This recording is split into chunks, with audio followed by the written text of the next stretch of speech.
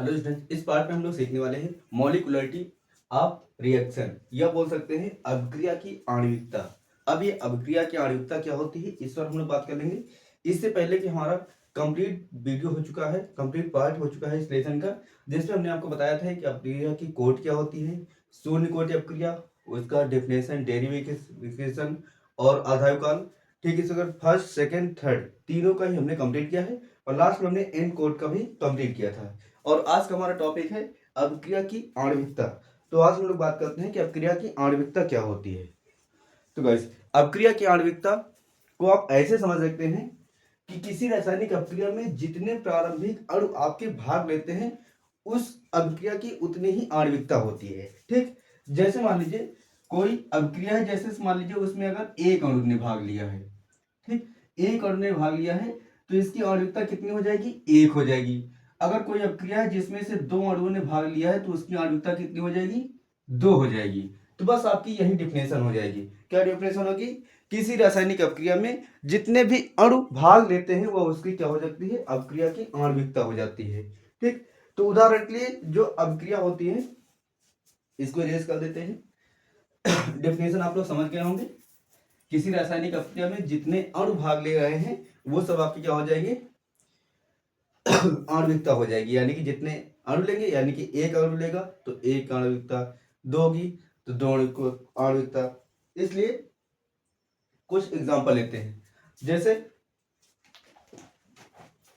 यहाँ पर फर्स्ट है आपके पास, जैसे आपको लिखना है एक आणुक अभिक्रिया, वह रासायनिक अभिक्रिया जिसमें क्या होते हैं एक अभिकारक भाग लेता है या एक अणु भाग लेता है।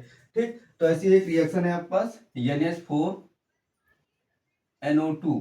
ठीक, जब ये रिएक्शन होती है तो हमको रिजल्ट मिलता है N2 और प्लस का 2H2O। ठीक, और इसी का फर्स्ट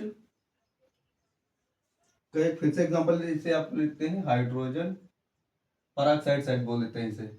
अभी जब हम लोग आगे नामकरण करेंगे तब देखेंगे कंफर्म करके। वो इसका यहाँ पर है H2O और मिलता है हाफ ऑक्सीजन। ठीक, तो ये आपकी हो गई एकाणुक अभिक्रिया, एकाणुक आणविकता बोल सकते हैं। अगर हम लोग सेकेंड बात करें द्विआणुक, तो ये तो हो गई एक अणु की, यानी कि जिसमें एक अणु भाग लेता है। अब हम लोग दो वाले देखते हैं, तो दो में होता है जैसे 2HI हमने मिलाया, 2HI लिया तो हमको मिलता क्या है H2 प्लस I2। दूसरी रिएक्शन इसकी है, जैसे आपने H2 यानी कि हाइड्रोजन और क्लोरीन, तो इससे क्या होता है 2HCl, हाइड्रोक्लोरिक एसिड बनती है। और त्रिअणुक, जब आपके पास तीन अणु भाग लेते हैं तो उसको हम लोग त्रिअणुक बोलते हैं। तो त्रिअणुक अभिक्रिया कौन कौन सी होती है, जिसमें से हमने मिलाया जैसे 2FeCl 3 प्लस SnCl2 और जब ये रिएक्शन करता है तो आपको बनता क्या है 2FeCl 2 प्लस SN4Cl SN4Cl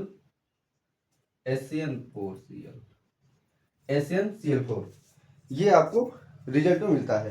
तो इस तरीके से आप लोग अभिक्रिया की आणविकता को आसानी से समझ सकते हैं और उसमें नोट कर सकते हैं। फिर इसके बाद अभिक्रिया आती है छद्म एकाणुक अभिक्रियाएं। अब ये छद्म एकाणुक अभिक्रिया क्या होती है, ऐसी रासायनिक अभिक्रियाएं जिनकी क्या होती है आणविकता दो या दो से अधिक होती है, लेकिन इनकी कोट जो होती है वो एक होती है। ठीक, ऐसी अभिक्रिया क्या कहलाती है, छद्म एकाणुक अभिक्रियाएं कहलाती हैं। उदाहरण के लिए जैसे आपने सुक्रोज का फार्मूला देखा होगा, जब सुक्रोज में पानी मिलाते हैं, सुक्रोज का फार्मूला होता है C12H22O11। जब इसमें से हम लोग पानी मिलाते हैं तो हमको ग्लूकोज और फ्रक्टोज मिलता है। फार्मूला दोनों का सेम होता है और इधर भी फार्मूला सेम होता है, लेकिन इनके क्या होते हैं स्ट्रक्चर अलग अलग होते हैं। तब हम लोग पहचानते हैं कि एक ग्लूकोज है और एक फ्रक्टोज है। ठीक, ऐसे मान लीजिए जब सुक्रोज में हम लोग जल मिलाते हैं यानी पानी मिलाते हैं तो हमको ग्लूकोज और फ्रक्टोज मिलता है। तो दोनों का फार्मूला सेम होता है, लेकिन इसका जो स्ट्रक्चर जो होता है वो दोनों अलग अलग होते हैं। तो इस कारण से हम लोग पहचान पाते हैं कौन सा ग्लूकोज है कौन सा फ्रक्टोज है।